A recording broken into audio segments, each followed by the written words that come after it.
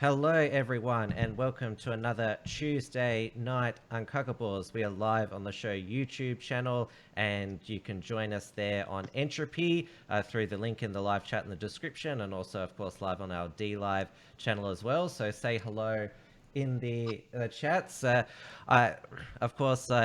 the. I don't call myself the host, more just the producer of this. Compare? Yes.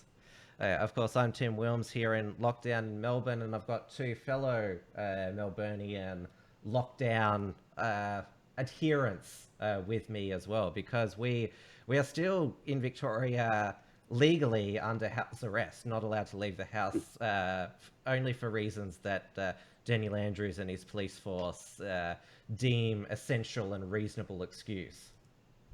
And you're not going to hear me complain about that for a single second, Tim. I've been loving the lockdown. I've been loving the slower pace of life.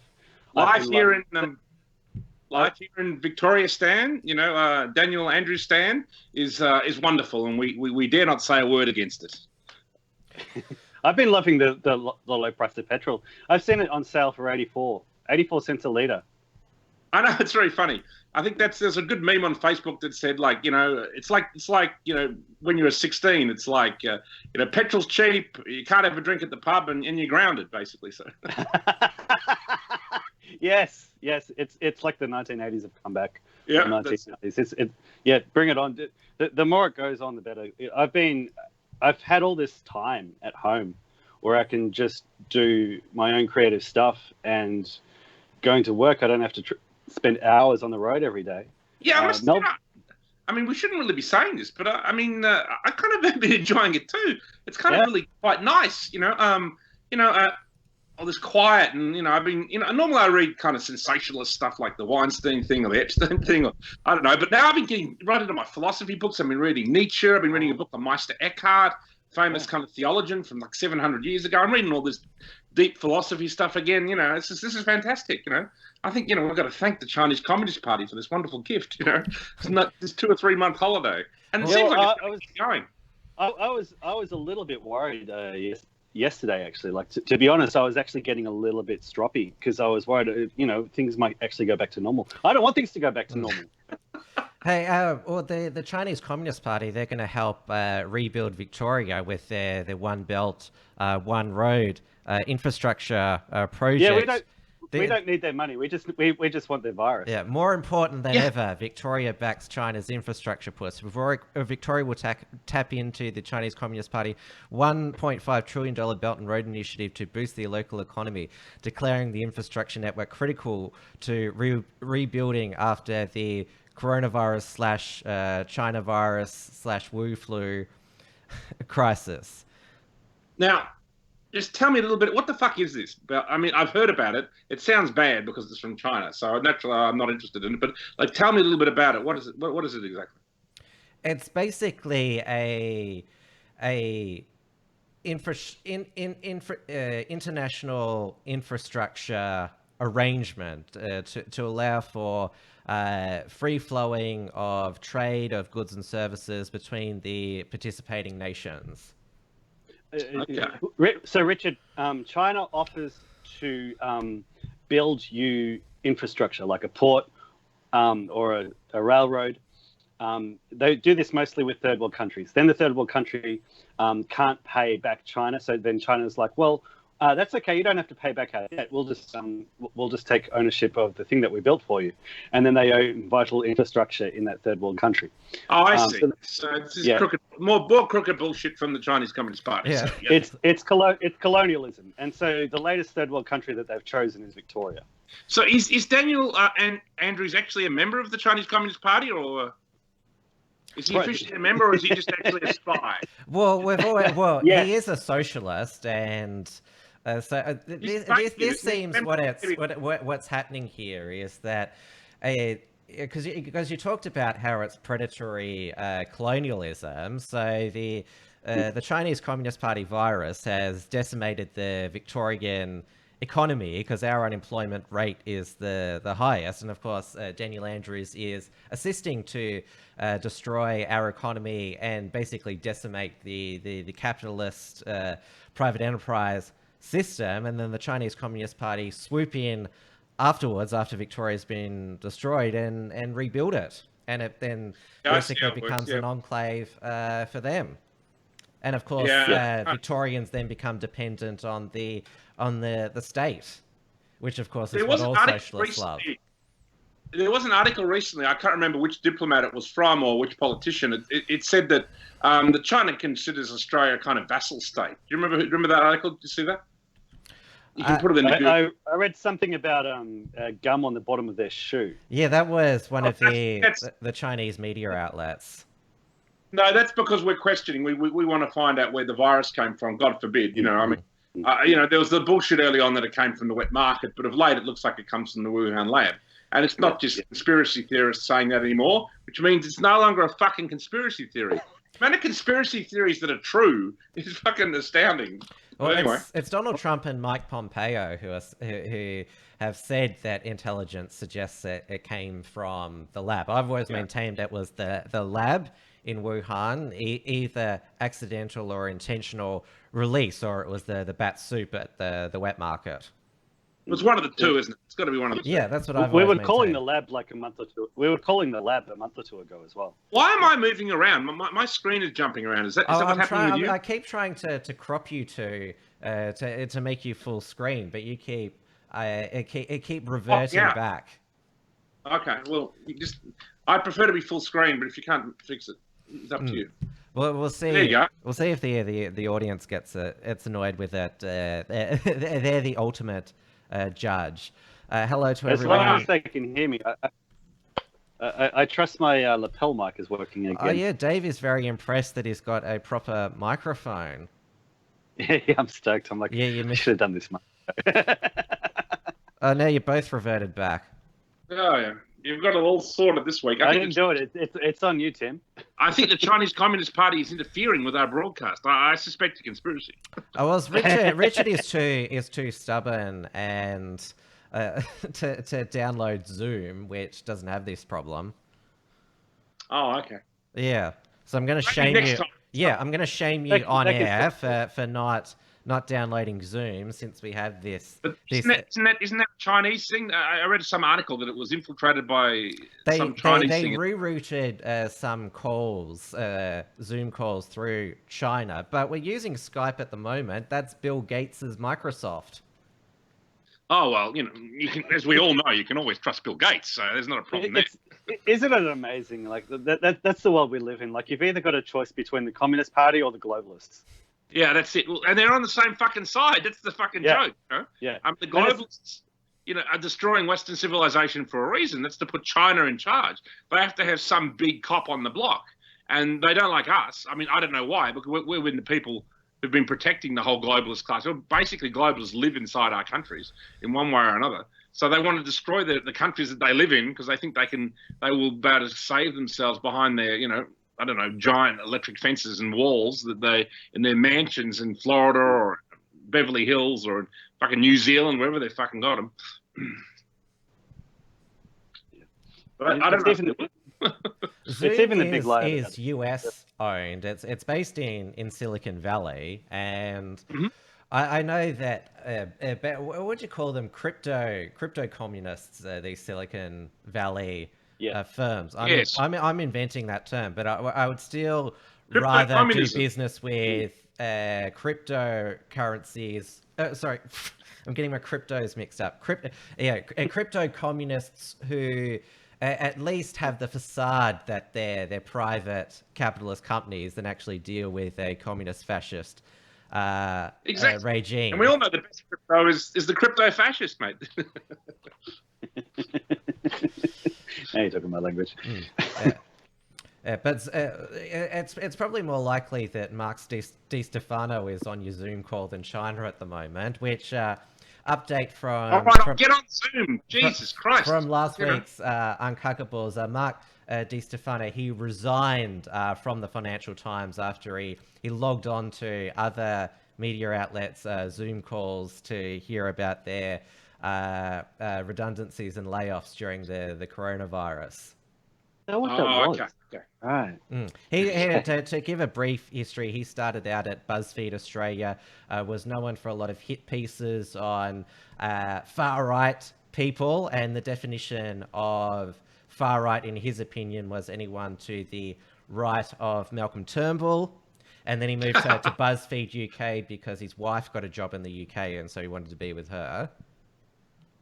I actually got hold of that Malcolm Turnbull biography. I don't know if I want to fucking read it anymore. It's like, I started reading about the first chapter and I thought, this is just going to be a bunch of fucking bullshit. So I might just handball it to some fucking friend, probably. Get them to read it for you. Yeah, exactly. You know, can't we farm that shit out? I guess you can always use it as toilet paper in about 6 months' time. That's the gag. That's the gag. I've seen that meme floating around Facebook already. If we have another toilet paper run. We'll make sure that it's the single copy, because Malcolm Turnbull's publisher was at Grant Hardy went after members of Scott Morrison's office for creating pirated copies of the book, and they reached a settlement with the main perpetrator on it. How much? And the joke was, how much did they settle with Malcolm Turnbull's publisher for? 3 cents. And so make sure there's no piracy, that it's a authorized book sale. So what's the news today, ladies and gentlemen? What are we discussing on the show? Get onto the agenda, Mr. Wilms. Oh, you actually want me to go by the agenda. Normally I get dissent from... No, by the book today. By the book. Last week was a bit wilder, but this date, by the book. Dave, you're in the minority tonight. No, you just read it out. Read out the news, Tim. Read out the news. All right. I assume this is a dumb question, so you can give me a dumb answer. Have you downloaded the COVID Safe app? David, you first. No, but it's not like I don't know that the government can't track me anyway. Yeah. Well, it's the same, you know. Yeah. I did a really good interview with a guy today, Michael Simonetti, and it'll be turning up on the report from Tiger Mountain. And, you know, he actually had downloaded it. He said, look, you know, I mean, it's not like they're not watching you anyway. It's exactly what they said. So, but look, I haven't downloaded it. This seems, I think part of this seems to me like a test. You know what I mean? Like, this whole coronavirus thing just seems to be like a new world order rollout, but not the real thing. It's like the test run. So I don't want to comply with any of their bullshit, to be honest. You know, outside of following, you know, as I said, I've been enjoying this lockdown, so I've been following the isolation rules when it suits me, and if I haven't, well, I'm not going to discuss that here. Have you heard the You're not going to be stupid. You're not going to be stupid enough to take photos of it and put it on the internet. How about that guy surrounded by, like, was he a footballer or was he a rugby league guy? Yeah, NRL. I like the fact that you make a distinction between a footballer and a rugby league player. Well, it's different. And Yes. he's surrounded with like 5 fucking hot 20-year-olds. I thought half his fucking luck. I mean, that guy should receive like the Order of Australia for that fucking. He said that they were only there for 10 minutes, so it must have been a quick job. That's all it took. Yeah, and he should have isolation, said right? that Like, they were my partner for 2 minutes each. That's my kind of isolation right there. That looked like fun. Have you heard of the quid pro quo that the federal government is pushing on us to download the coronavirus app? It's, if you want to go to the footy. Yeah, or go to the pub, then download the app. It's like, we can give you back all the things that you love doing. There's just one condition: download the app. It's the new bend the knee. It's just bullshit. It's bullshit, and you know, I'm not going to fucking download it if I live to be 100. And it's also flu vaccination season, where a lot of employers are offering it for free to their employees. I'm not fucking doing that either. I mean, no one's getting the flu. That was the other interesting thing that was on the ABC. 80% down. I know, because you know, basically the coronavirus is just the flu, it seems. I mean, not maybe in every single territory. Maybe it's a mutation in Italy and Spain and New York and a few other places like Iran. But like, it seems like rather mild in a lot of other countries, and they've been able to contain it quite well. Ours and New Zealand are 2 classic examples. It has been interesting this year. Like, I have not got sick. I haven't even got so much of as a sore throat. I've I'm going to institute the things that I've done this year, like in the future. Like, I've regularly gargled with salt and hot and like warm water, just like the sort of home remedies that we like used to know from like several decades ago. Like that stuff works. You know, it keeps you healthy. Before lockdown, I went down and went to the vitamin shop or whatever, and I got vitamin E, vitamin D, zinc, enough vitamin C to drown a small Chinese fleet of warships, and just every vitamin you could use. And so I've been taking a mixture of these. I don't take the same thing every day because I think you should mix your vitamins up a little bit, like you are. And also, I'm eating healthier. I'm eating more home cooked meals, cooking my own food and stuff, rather than just whipping past a kind of takeaway place. So I think it's as I said, we're loving this lockdown, David. Yeah. I mean, we're very sad. We could be out of it. That's it. They like we go on about like, oh, they want to extend the totalitarianism, keeping us all in our homes. It's like, well, don't keep that going too long, because you might find out that people actually really like it. You might find out that women don't want to go to work anymore, and just want to stay home with the kids. And don't either. That's right. Our breakout star from last Uncuckables, Marsha, is living at the moment. She lost her retail job, but she's enjoying homeschooling her two children. Yes, I know she was a little bit, like there's a little bit of pushback from her on, to my suggestion that she should do it on a permanent basis. But I think she mentioned the response that she gave you is that it's almost impossible these days to survive on a single income. Yes, and so then I was making the point. Well, like you're saving money on petrol, you're saving money on childcare. The money that you make in that second income isn't worth the time and stress that you invest in it. But the thing about you two have said that you're enjoying the lockdown, which you can voluntarily keep yourself in your own home and only go out when it's essential. But I don't want to be at home because Dan Andrews has ordered me to do so, and the second state of emergency he enacted expires on May the 11th. So that means that Mother's Day is cancelled, because visiting your mother, that's not an essential reason to leave the house. I'm going to paraphrase how Daniel Andrews would put it. Do you want to kill your mother this Mother's Day? You could kill her on the way there. He's a fucking idiot. I mean, he's a renowned idiot all over the globe, I think, that guy. This is all about, I mean, with all governments, even all the smaller governments in the United States, all the local state governments, it's all about power. It's all about, these politicians loving the fact that, oh, you can do this and you can't. I mean, regardless of actually the danger of the virus, they're just getting off on their new totalitarian powers. Some are going overboard with it, and it's quite obvious who that are, Daniel Andrews and many others. But there's some who are more, keen to get out of it and return things to some level of normality, And, that other catchphrase we always keep hearing is like, this is the new normal. I mean, which means we're going to be stuck in and out of this fucking bullshit probably for the rest of the year and maybe summer next. All the more time to play piano. Well, it's used that new normal to I think basically so people keep practicing the social distancing and increased hygiene, which, well, that has been a main part of containing the virus, but also Australia completely shutting its international borders. Only residents and citizens are allowed in, which other nations such as the US and UK haven't done. I think the UK is up to 27,000 deaths now because they haven't shut their borders. There's still all these economic migrants coming in to Heathrow Airport with barely any health screenings because they've got to save the nation. They've got to pick the fruit and staff the NHS. Mark Collett of Patriotic Alternative, he's done an excellent job in basically summarizing how the lockdown and the containment, it's because the NHS is now full of foreigners, there's this moral blackmail, like, we saved you, useless native Britons. Please thank for us. Please clap for us. You wouldn't be alive if it wasn't for us. And the same thing with we're picking your food as well. We're keeping you alive. We're picking your food.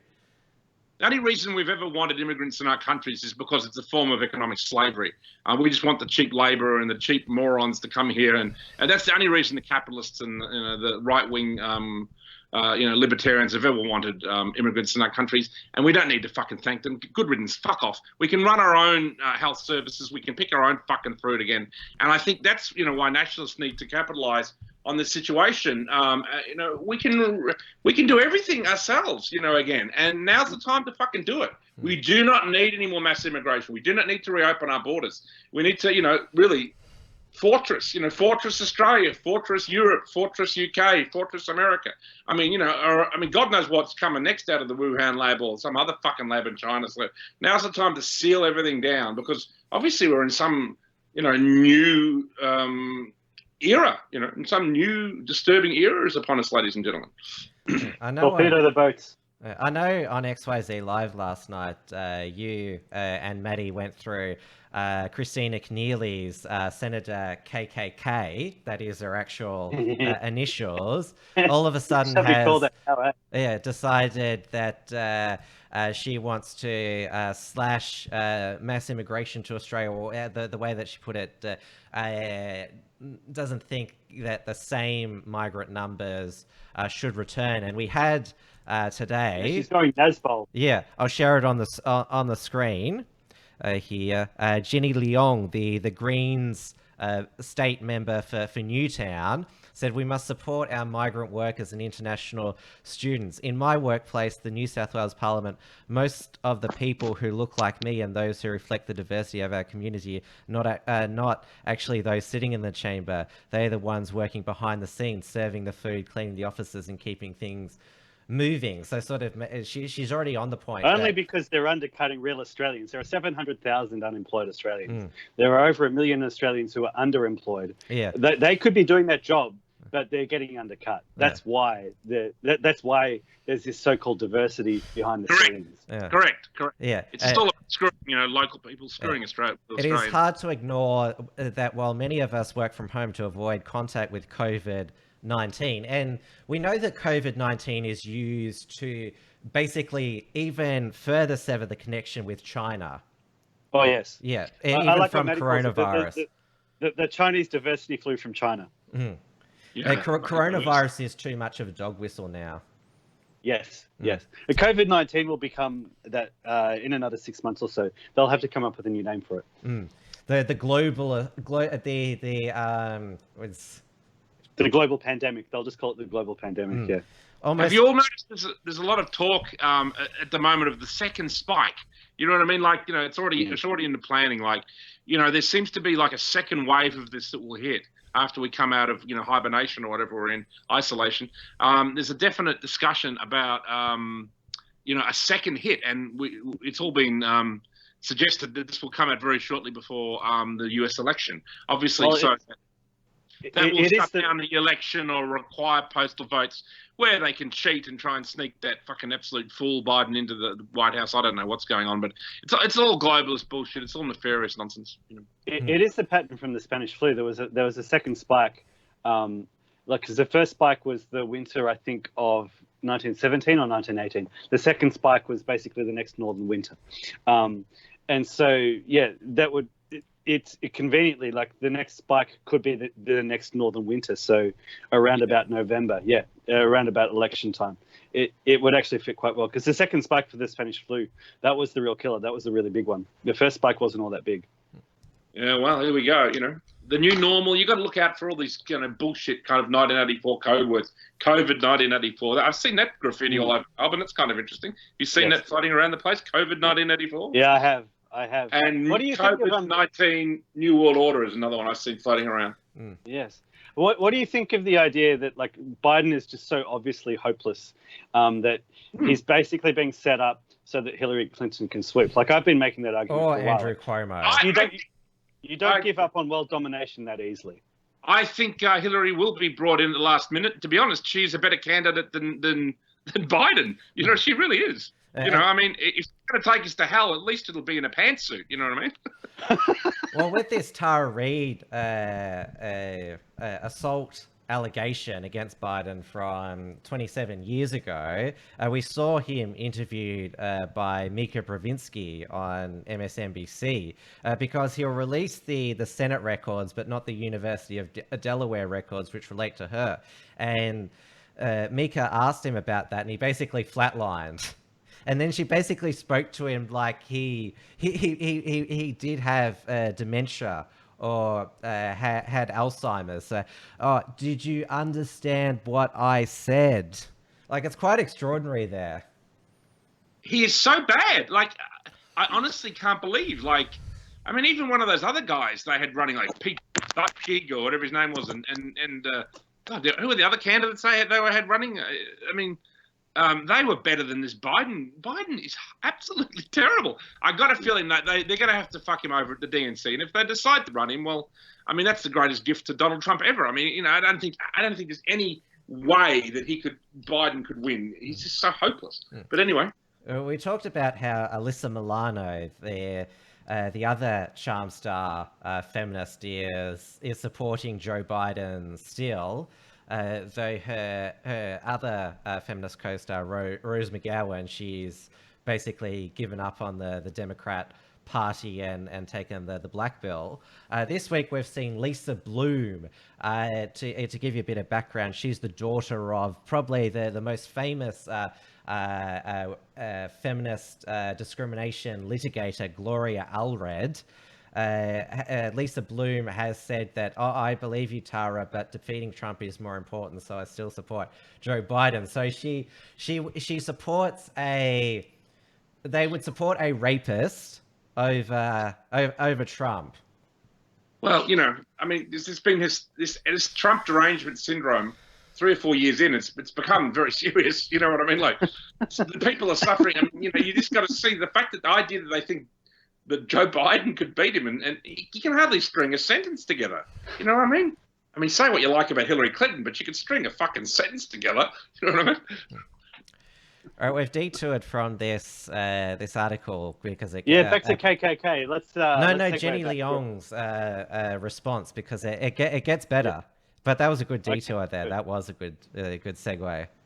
What a tangent? That's what we call it. A tangents. Yeah. Here we go. Yeah. Almost everyone riding a bike with a branded delivery box on their back or restocking the shelves at the supermarket is a person of color. So saying that only people of color are willing to put themselves out there on risk. Too much previous statement on undercutting. Everyone's white. It's a very white suburb, and everyone at the local supermarket, both of the major supermarkets, I don't think there's one multicultural employee. I mean, I shouldn't mention it because maybe they'll put a few in if I do mention what suburb it is. But like, no, there's no multicultural fucking people at the local supermarket at all. Maybe there's one or two at the most. When I was a kid, yeah, at every servo, it was Aussies. Delivery people were Aussies. This is only the way it is now because we've brought in millions of them and they undercut. Our postie in my neighbourhood is white, but then sometimes you get the delivery guy, like the special delivery guy. They're often Indian or something. Uber Eats, yes. Yeah. I don't think I've ever had a white Uber Eats delivery person. Okay. Yeah, let me keep going. It's hard not to think about racial privilege when you see which workers got to disembark from the Ruby Princess and fly back home, and which workers were left sick, stranded, and forced to return home on the ship itself. It went to Manila. I can guarantee you, nobody, like white Australia, was not pleased that those, and they're mainly old white Australians who got off that boat and were sick. Nobody is happy about that because that is the biggest cluster that we've seen in Australia. And to think that that's what motivated Brad Hazard or Border Force, whoever it was, that is obviously she's just doing this to fit her narrative. Little little Timmy Shitpossum was also trying to run this line. Like, he was complaining that the first people to get coronavirus were kept on Christmas Island. Oh yeah, saying, yeah. She mentions this as well. Because they were Asian. Okay, yeah, Yep. and then complaining that the white people were set up in hotels. Yeah, okay. That's So just she's running the same line. Left-wing journalists, like we've complained before, inserting their divisive identity politics into their stories, which makes them fake news, makes them nonsense, and we shouldn't even be reading from them. Just fucking ignore. Yeah, if we're talking about memes, I saw one today or yesterday. Can't be racist if there's only one race. The only have human one race. race in Australia. If you only have Australians in Australia, all of a sudden we don't have any divisive identity politics anymore. Well, of because you course, can't play identity it's politics. always no, seriously. It's always the new left that are the real racists. It's the nationalists who are the anti-racists.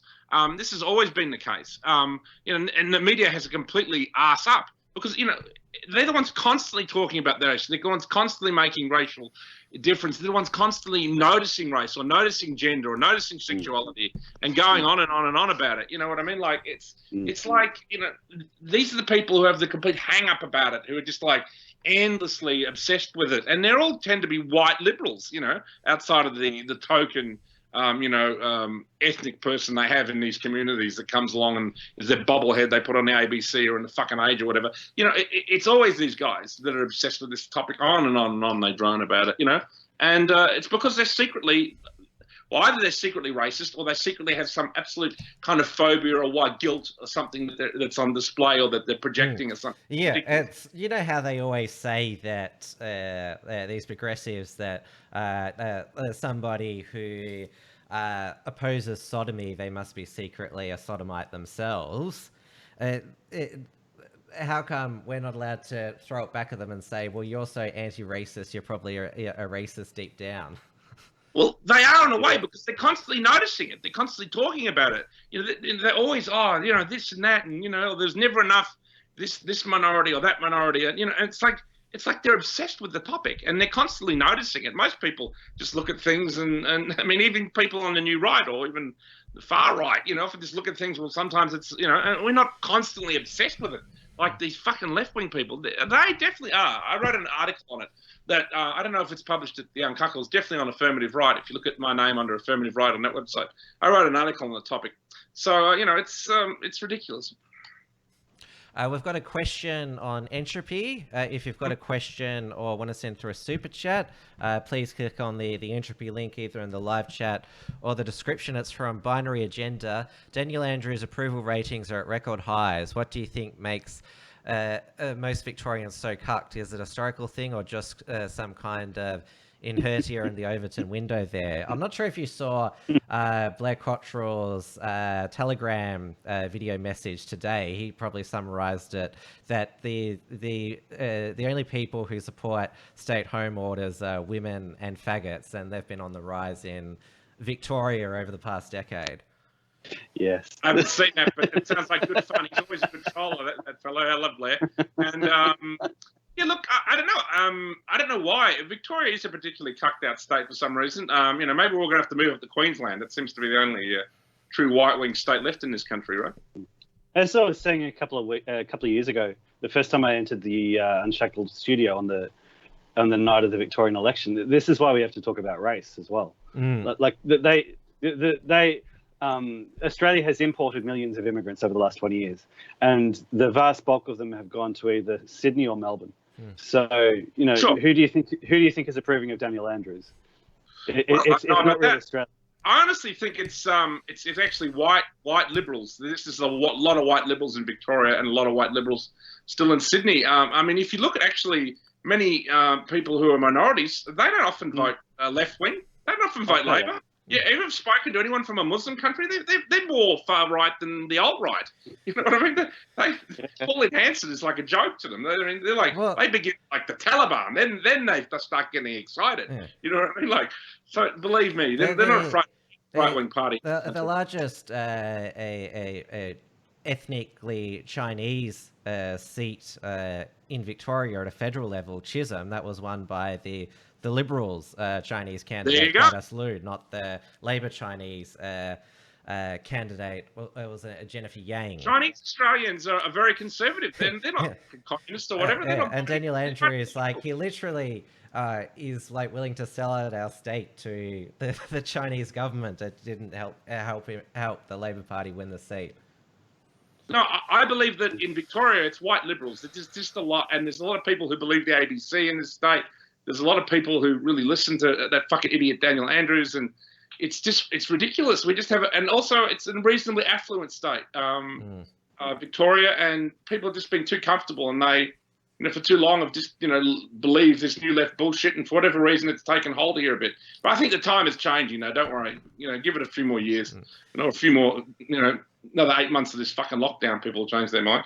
Yeah, that's it. Victoria is home to the latest coronavirus cluster at when it was announced by the Victorian health authorities, they didn't name the meat processing facility where this outbreak had occurred. It was a outfit called Cedar Meats in Brooklyn, in Melbourne's west. What kind of meat do they? Sorry? And what kind of meat production do they do? They specialize in halal. Halal.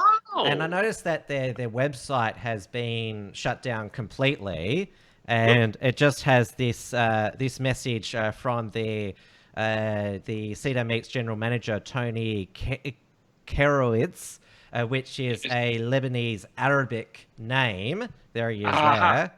I think they do other meats apart from halal, but they can do halal on request. And they also participated this was in 2016, in an expo in Seoul, China. So obviously doing business with China as well. And it's also been revealed that they were donors to the Victorian Labor Party. Well, there you go. I mean, obviously there are certain groups within, immigrant communities who do definitely vote Labor. I think what you call politically, in the sense that, 45 cases have been linked to this abattoir. Wow. Why do you think it was it just one person who then spread it amongst everybody, or what's the story? Do we know anything more? Apparently these meat processing facilities have overseas. That's where some outbreaks have occurred. But if you know how halal slaughter happens, it's revolting. And obviously how did the outbreak occur? It was because of interactions with live animals and humans. I assume they weren't doing halal bats there. Well, no, they didn't bring in the bat line. No.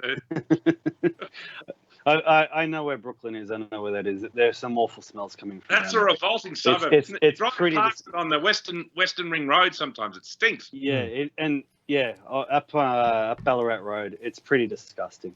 Disgusting, mate. Yeah. Avoid. What's next? We got Josh Frydenberg gave the economic figures today. It looks like we're going to get a $100 billion budget surplus, budget deficit for this year. What were we before this crisis? We were going to have a modest budget surplus of $7 billion. So it cost us $100 billion. So that's $107 billion. Is that all? Yeah. Like to be honest, it wouldn't surprise me if it's much worse. Well, the lockdown on the whole cost the Australian economy $4 billion a day. We have 1 million Australians who've lost their jobs and are now on job seeker. 5 million who are on job keeper. So 6 million Australians have had to go onto some form of government benefit. Yeah. And my prediction is that 100 billion is there's still a little bit of time before the budget comes out. That 100 billion is going to get a bit bigger. Probably, I'd say so. And the economy looks like it could contract 10% in the June quarter. That's a surprise. How much did you say? 10%? Yeah. 10%. That's the definition of a depression. Well, only if it occurs in two consecutive quarters. Yeah. Don't worry, it will. Frydenberg addressed the National Press Club, which actually had a physical meeting in Canberra, obviously with appropriate social distancing. It's called anti-social distancing, Tim. But yes, it shows the economic vandalism that is occurring by the day, and of course Victoria is as I said leading the way in this, and and the Chinese Communist Party looks like they're going to get a fire deal on Victoria. Fascinating stuff, mate. Why don't we talk about the latest round of social media censorship, because you can have controversial far-right extreme views on social media as long as you don't influence too many people. And David Icke was getting too influential, and so there was another coordinated deplatforming of him. It's always interesting how they seem to, even though they're all separate companies, they all seem to work in unison. So on May the 1, he was banned from Facebook for spreading health misinformation that could cause physical harm, repeatedly violating our policies on harmful misinformation. And then next day, YouTube, they said, because of the platform's clear policies prohibiting any content that disproves the existence and transmission of COVID-19 as described by the WHO and the NHS. So even if you're a medical professional, you're not allowed to disagree with them. Because remember these two doctors here, Dan Erickson, the Senator Slayer's cousin, and his medical partner, Artin Masahara, they did a video press conference on 23 ABC in California where they questioned the medical benefits of social distancing and lockdowns. They were shut down because they went against local medical advice, even though they're medical professionals. So we all know that the real reason why they're deplatformed is because YouTube and Facebook, well, they're not platforms, they're publishers. They have chosen a specific position on the coronavirus and the appropriate medical response, and they also believe that people are too stupid to make up their own minds, and so they should only we should only allow one opinion that they're going to see and believe. Well, I mean, it's exactly about just shutting down alternative opinions. It's a time when we should be asking lots of questions, and whether you agree with David Icke's particular rather radical view of things is beside the point. I mean, the kind of questions that are asked by conspiracy theorists, whether they be mild or even just other kind of people within the new right or the normal conservatives or whatever on this topic. I mean, they're the kind of questions that used to be all over media. There used to be a strong voice of the conservative voice in media, and we're just seeing it silenced. I mean, even I think that guy told of Daniel Andrews, it's considered safe now for children to go back to school, and the federal government has said so. Yeah, and Dan then Tehan, the federal education minister, apologised. Well, because it was basically it was clear that his frustration boiled over, and his exact words was Dan Andrews was taking a sledgehammer to the Victorian education system. He walked it back because obviously, it threatened the cohesion of the national cabinet. But you can see that we got he was clearly, because he's a Victorian himself. He is the member for None in Western Victoria. You can just see that privately he is just so frustrated, and good on him for actually expressing his honest view and for giving it to Daniel Andrews, rightfully. It's bullshit. And all this censoring, all this stuff with Alex Jones and David Icke and stuff, it's just all about shutting down alternative opinions, and it's ridiculous. And whenever they do it, funnily enough, it's like the Barbara Streisand effect. It just brings more attention to it. Everyone goes to the London Real site, or everyone goes to Prison Planet and ends up watching fucking 10 hours of fucking Alex Jones and David Icke. And suddenly they're convinced of even the more radical ideas of some of these guys, which may be themselves a bit dubious. So, it's just bullshit, and, I think also counterproductive, But anyway, they love doing it, and they love, critiquing, the Nazis burnt books, but we'll ban whoever the fuck we want, whenever we want. So, the globalists are the Nazis of today, mate. They always say, the left is like Stalin and the new right is like Hitler. No, the globalists are the Nazis. That's been long established. I've got to go soon, guys. Can I read you something? It's a very interesting little thing I saw on the internet. And I thought it could be a good, it's written by a guy named Michelle Welbeck, who's a famous French writer, and he wrote a book called Serotonin, which is a highly recommend you read. Which is it was actually about the kind of yellow vests, but he wrote it before the yellow vest appeared. He said that rural French people would have had enough of globalism and were going to start fighting back in a kind of revolutionary way. Well, and rural French people, I think there's a historical precedent for that, isn't there? There is indeed. Yeah. It's very, Joan of Arc and all that stuff. But anyway, this is a Michelle Welbeck quote. And it says, already I don't believe declarations of the type, nothing will be the same as before, for half a second. On the contrary, everything will remain exactly the same. Even the progression of this pandemic is remarkably normal. The West is not the richest and most developed zone of the world for eternity by divine right. It's finished. It has been for some time already, no scoop there. If we look, however, in detail, France emerges a little better than Spain and Italy, but not as well as Germany. No big surprise there either. On the other hand, the principal result of the coronavirus should be the acceleration of certain mutations already occurring. For several years, the principal consequence or principal objective of the whole of technological evolution, whether minor, video on demand, contactless payment, or major online work, internet purchases, social networks, has been the diminishment of material, especially human contact, which makes me think about a luminous comparison I discovered in an anti-artificially assisted reproduction text drafted by a group of activists called the Chimpanzees of the Future. I discovered, hang on, let me find my point there. Yeah, I discovered these people on the internet. I never said the internet has only disadvantages. So I cite them. Before long, making children by oneself freely by chance will seem as incongruous as hailing a ride without a web platform. Carpooling, flat sharing, we have the utopias we deserve. Finally, we move on. It would be equally false to state that we've rediscovered the tragic death, finitude, etc. The tendency for more than half a century now, well described by Philip Arez, has been to conceal death as much as possible. And well, never has death been so discreet as during these last weeks. People die alone in their rooms at the hospital or nursing home. We immediately bury them or burn them. Incineration is more the spirit of the age, without inviting anyone in secret. Deaths without the least evidence of it. Victims condensed into a unit in daily death statistics, and the anxiety that spreads among the population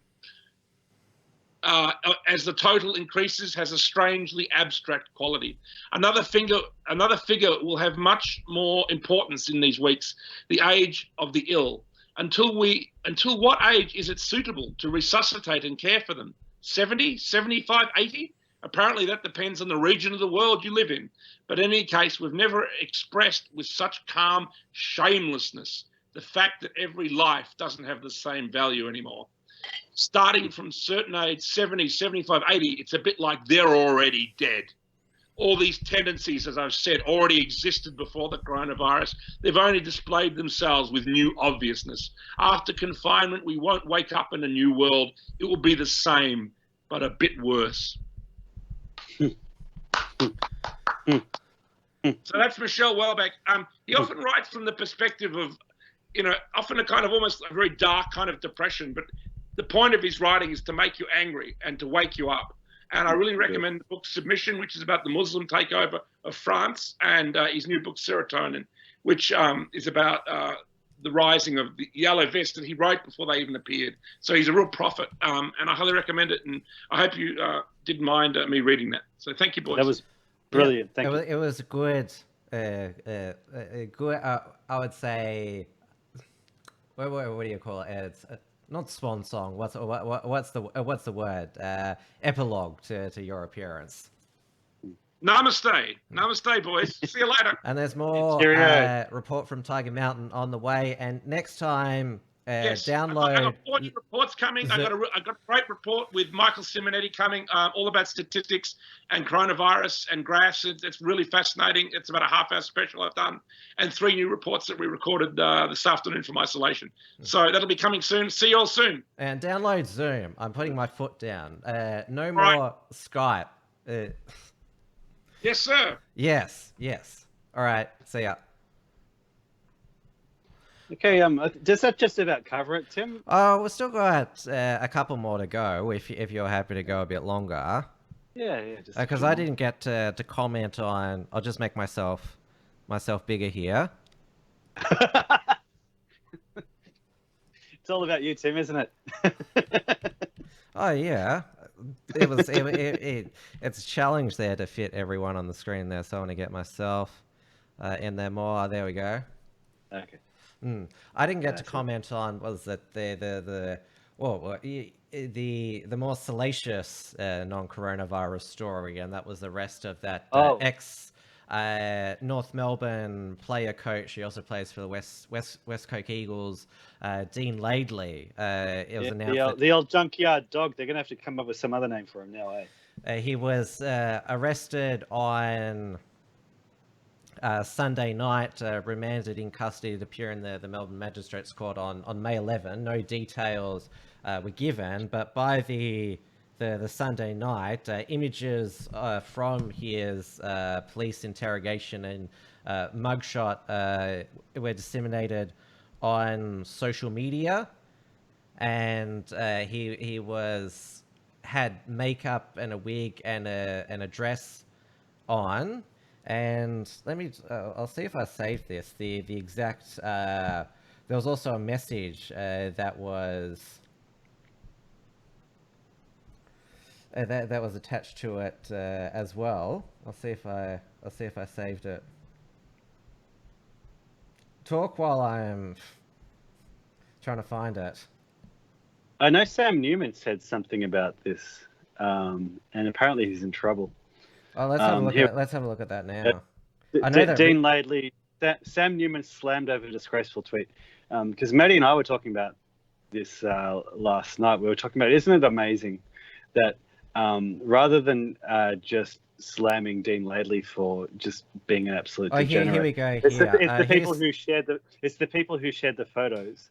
And it's the people who criticize him publicly who get slammed. That tells you everything that you need to know. This is Sam Newman. It defies. Here's Sam Newman's tweet. It defies belief when everyone rightly wants to back police after recent tragedy, they would throw it back in the public's face by an ethical act of betraying a person of interest, civil liberties. # disgraceful. Maybe you're thinking of Ricky Nixon, the former player and coach manager who's returned to Twitter. Oh, yeah, I'll just go. No, so wait. Is Sam Newman actually sticking up for Dean Laidley here? Yeah, most of the football community is rallying around him. You're falling off you're leaning there. You're falling off the. Am I falling off to the far right? The far left. No. Okay. I can make you smaller now. I can do that. Yeah. So what we're seeing there, and as Sam Newman is right, that it's completely trashed the sympathy that was in the community after those 4 police officers were tragically killed by that truck driver who was allegedly on ice when he slammed into the 4 officers and Dick Pussy's car.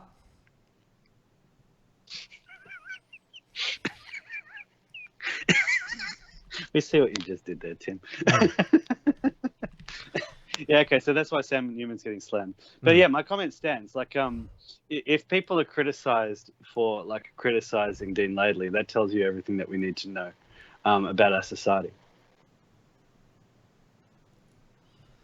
All right, I'm trying to reposition here, Dave. This is live. Okay. What do you call it? I reframed the wrong, rezoned the wrong thing there. Are you going to play us out with a tune tonight as well? No, that's only for XYZ Live. Oh, not fair. The Uncuckables audience, they're entitled to hear your talents. What am I, a performing monkey? Yes.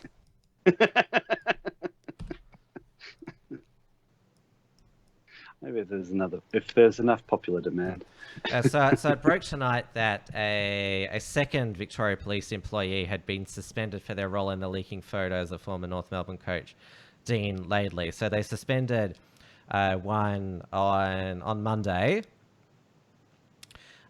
who was the original sharer of the images with 6 other officers on WhatsApp. They're both of the ones suspended from male senior constables from the South Metropolitan region, and they're both going to be charged with unauthorized disclosure of information, which faces 2 years in prison and $40,000 in fines. They've both been. This report says that they were suspended without pay. I heard other reports they were suspended with pay, and they've already been attacked by the Deputy Victoria Police Commissioner Shane Patton, who called it the most egregious breach of privacy he'd ever seen in his career. And Lisa Neville also lambasted the leak, saying, "How can you think if you share it on social media, it's not going to get out?" This is what Shane Patton said: I'm appalled an employee of Victoria Police has taken these photographs as breach of privacy, human rights, and we're taking the matter extremely seriously. And they're also facing an internal Victoria Police professional standards investigation, and I reckon they'll get the book thrown at them both legally and also by Victoria Police. They'll both likely be sacked because of the transphobic undertones in the sharing of these images, because it's obviously the reason they were shared is to say, whoa, look at what's happened to this guy here, which implying that the stalking implying that dressing up as a woman is on the same level as the stalking charges and the other offences he's being charged. Okay, so Dean Laidley's been charged with stalking as well, is that what you're saying? Yeah. As you can see, like I don't really care a great deal about this story, but you're sort of pointing out like what's interesting about this. It's the idea that the police will likely have the book thrown at them because this is a new frontier that we're talking about, isn't it? You're leaning to one side, and just fucking stay in the middle, Dave. I'm a dynamic guy. Dave. I move around. I mean, you just got that. You just bought that professional lapel microphone. You went to all that effort, and you're just ruining it by just going out of frame like this. Yeah, but we're talking about, Oh, what's going on? What's going on? What? Oh, okay. No, you're fine. You're fine. No, I've gone. Where did I go? You have gone? Yeah. Yeah. Professionalism, Tim. Hey, this is a technical glitch. This is not a fall in professionalism. So as I was saying, this is the new frontier. It's being made clear. Okay, you're not allowed to say anything about transgender people, so-called transgender people, and that's just the way it's gonna be. Yeah, I'll enlarge you for the time being, Dave. You can take up the full screen. Oh, you mean it's all on me? Mm. Maybe I will have to play some piano. Gee. Well, what else is there to talk about, really? I've got a few questions on entropy. Good. Yeah, let's hear the questions. Oh, sorry. All right, James Boom, did you hear that US Congress launched an investigation into China's infiltration of US colleges? He always does this, James Boom. He always says, did you hear about this? No, we didn't hear about this specifically, but that's a good, if that is the case, that's a good development. Well, yeah, there were some concerns, like people have pointed to some of the links between coronavirus researchers, I think, in a few colleges in North America, both Canada and the US. But, that's all I've heard. What else have we got, Tim? I've also got another question from Binary Gender. I wasn't able to find the quote that Richard read. Can someone remember the source? We'll ask Tim. Yeah, we'll ask Richard. Yeah. It's been a bit of a technical hiccup night, but who cares? Everyone's still watching. Everyone's still enjoying. As long as people can hear me, Tim. Yeah, that is the main thing. How does everyone like David close up? just take the camera off me, as long as they can hear me, Tim. What other news agendas do we have? Anything else on the news? The reason why we called out the show Bubble Bursting is because, well, there's this idea of a trans-Tasman trade bubble between Australia and New Zealand, because Jacinda Ardern joined the National Cabinet meeting today. Oh, there I am there. I can bring myself back here. There I am there. Yeah. Good. Nice to have you back, Tim. Yeah, good to, I can just, you can be a bit smaller. Sure. So yeah, this bubble, the trans-Tasman bubble, it does actually make sense. Yeah. But the fact that Jacinda Ardern, she wasn't on for the entire National Cabinet meeting, but basically it was a restoration of the original Australian Constitution, that New Zealand is a state of Australia. Though I heard lefties on Twitter saying that they hope that this is some sort of coup maneuver to make a Prime Minister of Australia and New Zealand. Yeah, the lefties love Jacinda Ardern. Well, she wrecked the New Zealand economy more than Daniel Andrews did. She got to go to level 4 lockdown. Daniel Andrews, he was disappointed he didn't get to go to, because she even banned fiction books during the level 4. They're non-essential books. Yeah, that was an amazing story. Neither James or I could actually believe you until we actually read that. Yeah, that was amazing.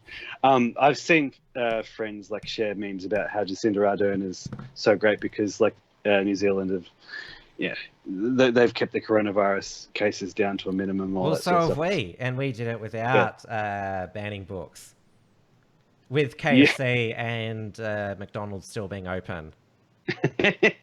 Yeah, there you go. I actually don't mind the idea of there being an Australia-New Zealand bubble. It's just about the only safe country that we can possibly open up to. It's great that we're going to actually have to keep the borders closed to pretty much the rest of the world, because we're going to see the coronavirus spread now to Africa and South America. We're still waiting for those for them to reach their peaks. Well, you open up the borders, and what do you think is going to happen? Coronavirus is just going to come right back in. So all these places where we don't want immigration from, we're going to have to keep the borders closed to them. It's tremendous. And New Zealand should have been part of Australia from the very start. There's no reason why they should be independent. But they would also be another de facto enclave of the People's Republic of China. My Trad-Tasman talk co-host has talked about how both political parties in New Zealand, National and Labor, have had CCP connections there, and there's no debate about whether they should distance themselves or rethink their relationship with China, which basically joins Victoria and Western Australia as basically being the states of Australia which have been infiltrated, because we talked about last week the Western Australian businessmen Kerry Stokes and Andrew Forrest. They say, yep, we just want to keep selling stuff to China, don't change the foreign policy. You would describe... Yes. New Zealand is a bastion of leftism, and I think Auckland as well has a similar property bubble to Australia. Well, it's also full of Indians and Asians as well. Yeah. I'm just describing how it is. I'm not not making any comment about that. Yeah, yes, of course.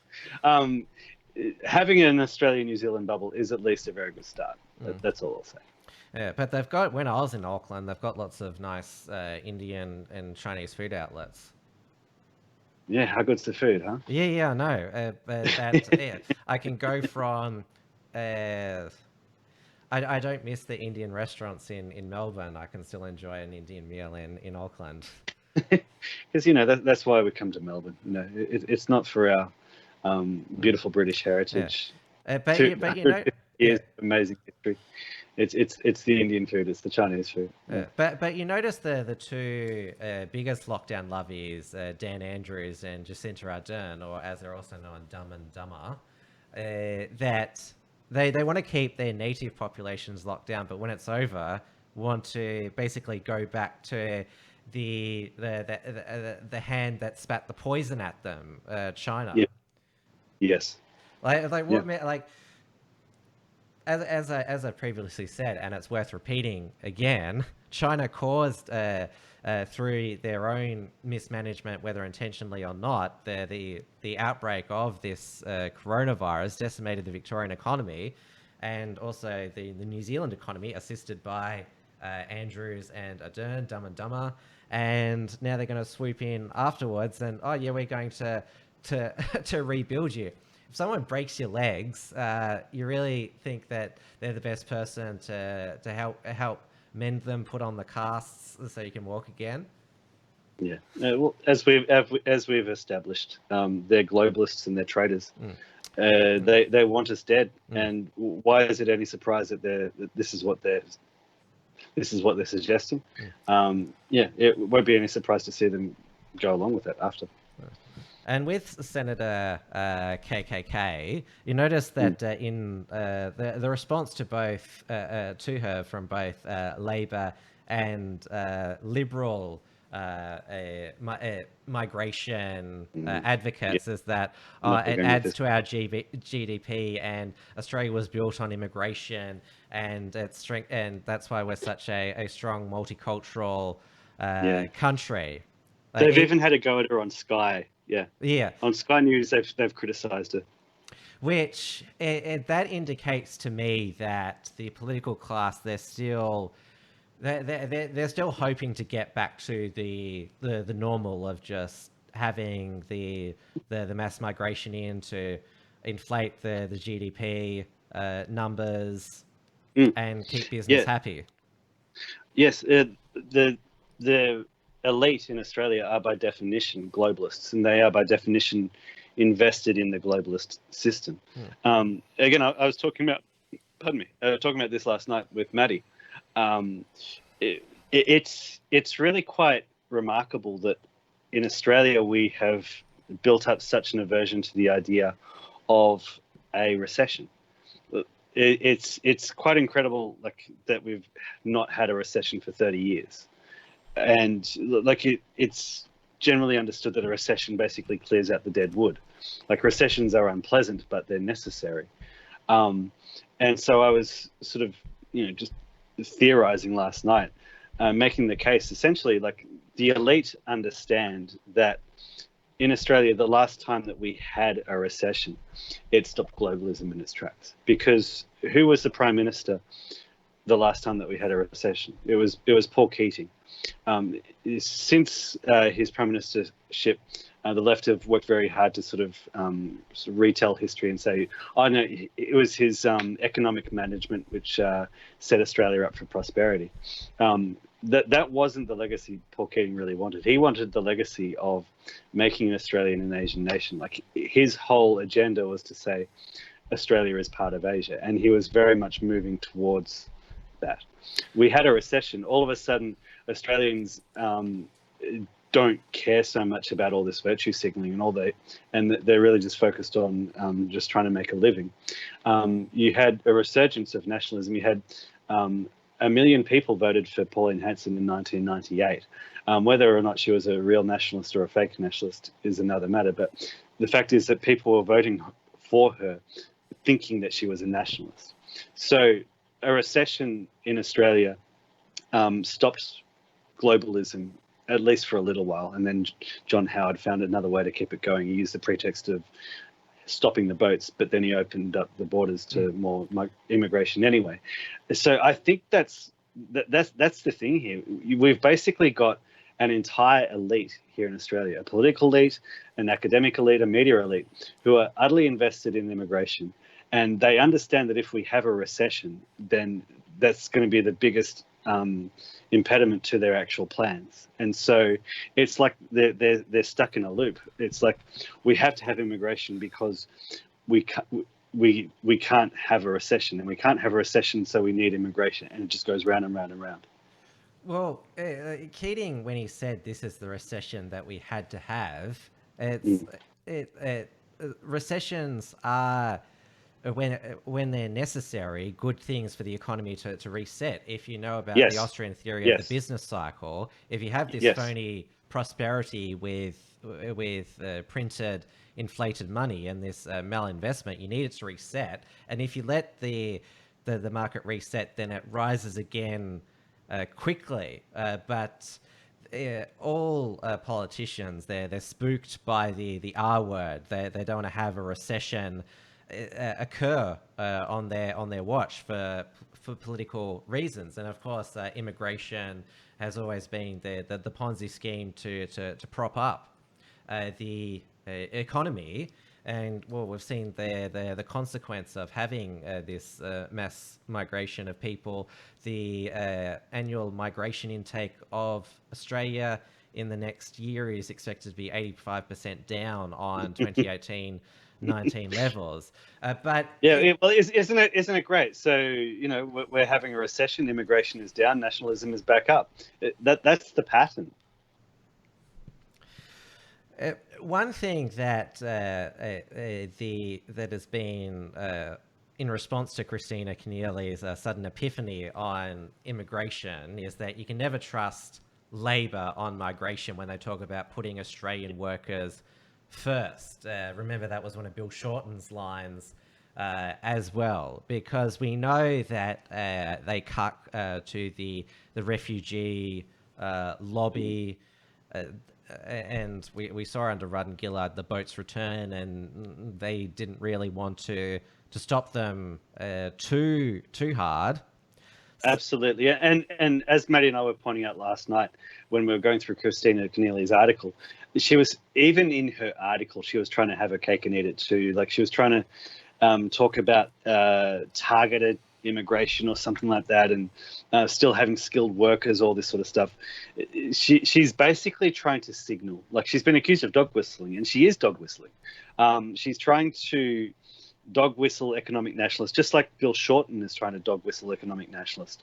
But all they're doing is signaling. They're not actually moving. They're just trying to put enough out there that the traditional real Australian Labor voters will keep voting for them just long enough to get in enough immigrants that they can then completely abandon Australians and then just go wholeheartedly for the immigrant vote. I noticed also some of the responses on Twitter to Christina Keneally's column that, well, she's an immigrant herself. Well, she's the example of a useless immigrant. She was a dud as New South Wales Premier, and she's How long did she last as New South? How long did she last as New South Wales Premier? A year and a half. She never won an election in her own right. And let's remember that she lost the Bennelong by-election to John Alexander, so she's lost almost every contest, competitive political contest she's been in. She got into the Senate because Sam Dastyari resigned. Oh, right. Well, she has been hard on immigration in the past. Remember, she wanted those CPAC Australia speakers ban Raheem Kassam. So she wanted to keep a brown man out. Well, she was right about that. I remember the CPAC Australia audience, they chanted when her name was mentioned, Christina Keneally, send her back. Yeah. Yes. We've got a question on entropy. We're going to be wrapping up shortly, so this is your last chance to participate with us on entropy. Rusty McClay. Hi, Tim and Dave. Dave mentioned a couple of weeks ago music that will bring you closer to God. What was the name of it, please? Was it Beethoven's Sonads or something similar? Just anything by Beethoven. But Beethoven wrote lots of sonatas for piano. He wrote lots of variations on themes. He wrote concertos, symphonies. A sonata is simply just a solo piece for piano. And his symphonies are amazing as well. It's just, it's just beautiful stuff. And I've said that, like, there was that period where I say I didn't believe in God, but like whenever I listened to Beethoven, yes, I did believe in God. Maddie's got the Sunday night Bible stream now, where it's basically a commentary of what he's reading in the King James Bible. Yeah, good on him. And of course, a bit of a pleasure. It's great. Yeah, he'll have his own church in a couple of years' time. And of course, tomorrow night, we've got another episode of Wilmsfront, where I'll have two guests. One on how to refeed and rewater Australia post this coronavirus.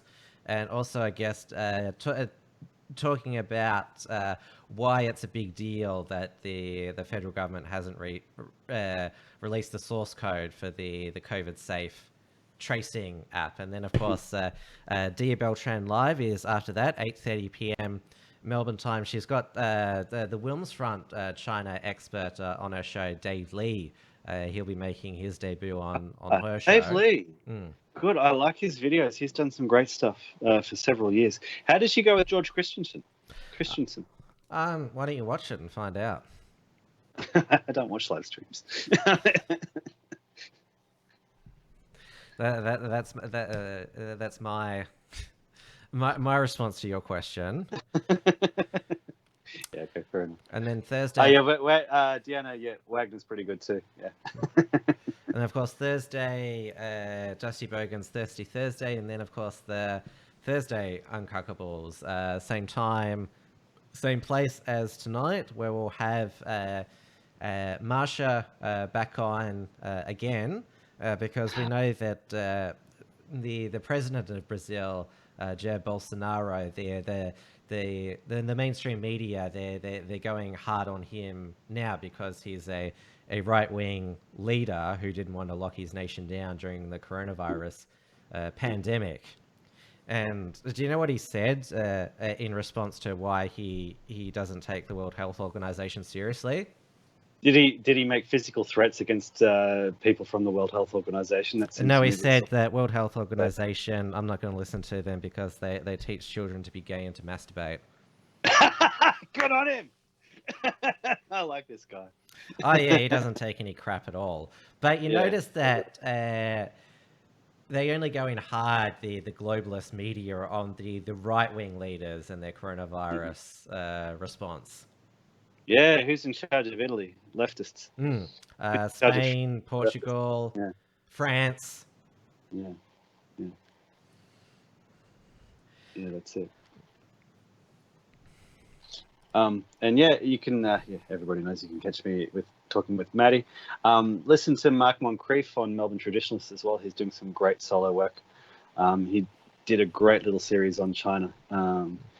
Both China during the real hard communist days, and then China since it's opened up to globalism. It's worth checking out on Melbourne Traditionalists. Now that you've got your lapel mic, are you technologically confident enough that you two can do podcasts together remotely?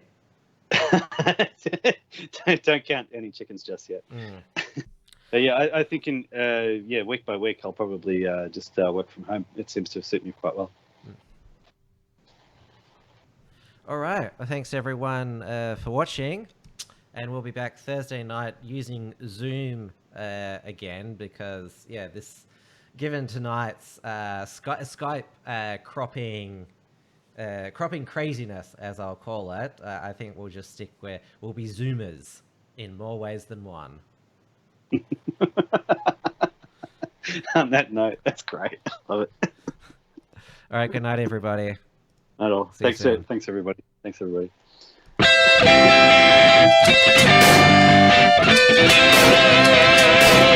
The Uncuckables.